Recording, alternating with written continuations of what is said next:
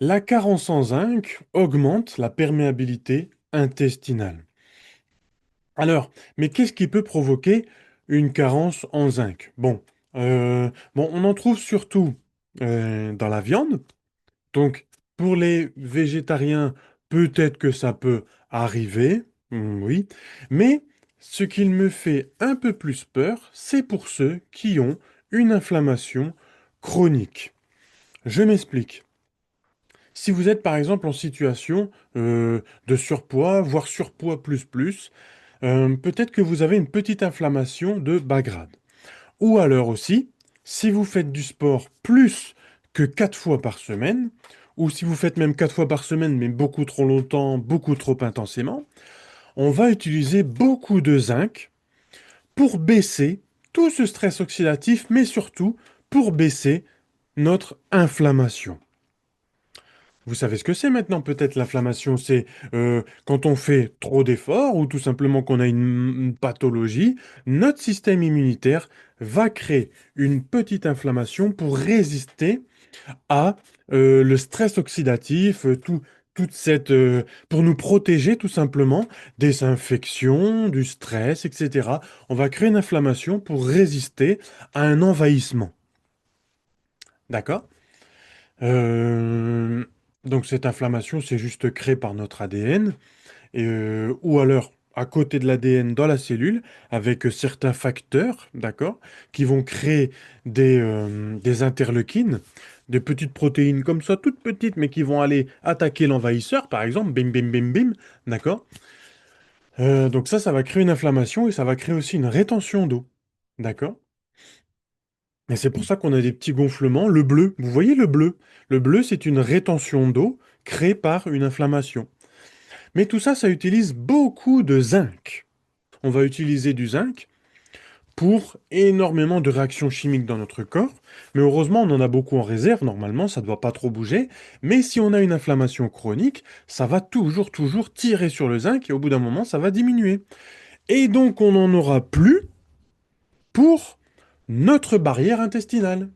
Et ça arrive énormément lorsqu'on a des problèmes au niveau des intestins. Manque de motilité intestinale. Vous allez combien de fois aux toilettes par semaine? Est-ce que vous y allez une fois par jour? Trop de nourriture transformée va créer une inflammation intestinale, va diminuer le zinc, et du coup, le zinc qui est censé tenir les jonctions serrées de l'intestin vont laisser les jonctions serrées vont être abîmées et vont laisser passer beaucoup plus de mauvaises choses de l'intestin jusque notre circulation sanguine. Et là, c'est tout ce qu'on ne veut pas. À partir de là, vous avez une mauvaise santé. D'accord? Vous voyez l'importance de la perméabilité intestinale. Cette perméabilité intestinale doit laisser passer un tout petit peu, tac, tac, tac, pour bien sûr laisser passer des petites choses pour que notre système immunitaire voit comment notre intestin, euh, euh, comment notre intestin fonctionne, comment il se sent au niveau en santé. Mais s'il laisse passer trop de choses, ah bah là, notre système immunitaire va être débordé. Voilà, c'est un exemple. Donc ça va déborder. Voilà. Donc, la carence en zinc peut venir de là. Et qu'est-ce qui se passe quand on a une carence en zinc? Eh bien, effectivement, on a une perméabilité intestinale, mais le zinc est comment je peux faire un triangle? Comme ça. Est l'un des trois facteurs de notre triangle fondamental, on va dire.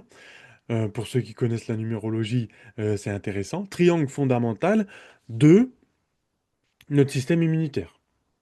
En tout cas, c'est mon schéma à moi. Dans notre système immunitaire, on a zinc, sélénium, vitamine D. Alors, alors là, on parle de la micronutrition, hein. D'accord? Bien sûr, il y a d'autres choses. Quand on parle de système immunitaire, numéro un, on voit beaucoup la forme en général. D'accord? Comment on se sent? Et ensuite, numéro 2, c'est tout ce qui est muqueuse. Donc vous voyez, les muqueuses, c'est la salive, c'est la barrière de muqueuse qu'on a dans le nez, c'est la barrière muqueuse que l'on a au niveau de la barrière intestinale. D'accord? Tout ça, ça a des noms, hein. Le GALP, le MALP, très connu quand on veut au niveau de la santé fonctionnelle. D'accord? Bon, on a dit beaucoup de choses. On va avancer. Et comment on peut voir si on a une carence en zinc? Eh bien, ça sera dans un bilan immunitaire ou dans un bilan du stress oxydatif, ça dépend, dans un laboratoire tout simplement. Il est très intéressant de faire ce bilan, très très très très intéressant de le faire ce bilan quand on fait du sport, beaucoup, ou lorsqu'on est en situation peut-être d'obésité, voilà, ou de surpoids plus plus, ou voilà. Ça peut être intéressant. Ou quand on a des problèmes intestinaux, alors là c'est quasiment indispensable. D'accord?